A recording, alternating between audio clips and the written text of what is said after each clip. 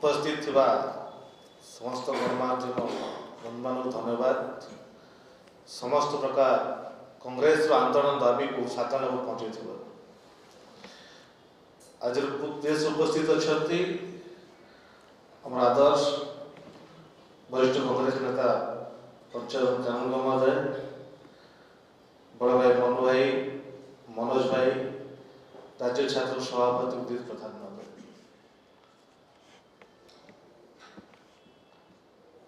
निर्वाचन बैतरणी पार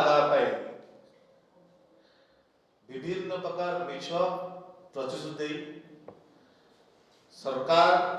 को आसले बीजेपी प्रथम मिछ प्रतिश्रुति थिला साधारण लोक को 300 यूनिट बिजुली हमें प्रदान करें, किंतु 8 मास ऊर्ध्व सरकार हेलानी 300 यूनिट बिजुली देवार सक्षम हो पारना, किंतु केमिति साधारण लोकंकर तंटी चिपिकी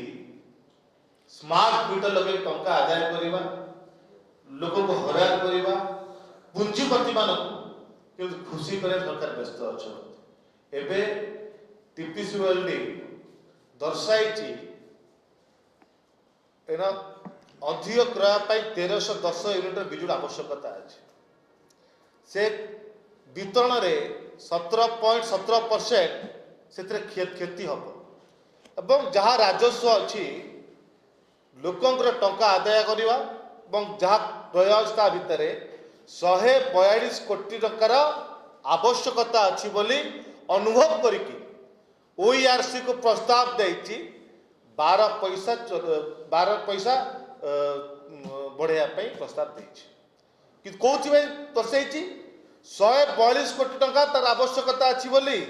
12 पैसा बढ़ाई प्रस्ताव देती, किंतु आपण जानिया दरकार ए विधानसभा रे मंत्री जनईचंती 10 वर्ष भितर 4097 कोटी टंका शिल्पपति मान को माने विद्युत को माफ कर देचंती। केतरा शिल्प संस्था को 14टा शिल्प संस्था को 4097 कोटी टंका माने क्षमा कर देचंती, माफ कर देचंती। एही मंत्री विधानसभा जनईचंती आज भी 23टी शिल्प संस्था पाखरे 1096 कोटी टंका आज बाकी पड़ी आदायर आवश्यकता अच्छी, माने एबे भी आपण पाखरे बिजुली प्राय आवश्यकता अर्थ अच्छी, आपण को 142 कोटी राजस्व आवश्यकता नहीं कि को आधार आप प्रस्ताव देइचंती 42 पैसा बढ़िया पाई। एथिपाई आमे दाबी करूछु ए जो प्रस्ताव है साधारण लोक मैंने आशंका करिचंती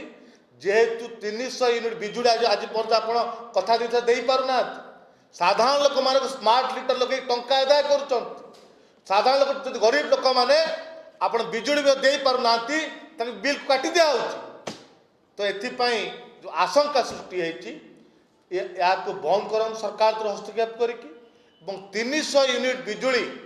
जो देवा कथा कहीकि लोक को भुआ बोले कि भोट नहीं ओडिशा को धोखा दे काम कर तुरंत केबे 300 यूनिट बिजुली देवाई घोषणा करंतु, नचेत खूब कांग्रेस दल एकत्रित है साधारण उपभोक्ता एकत्रित कर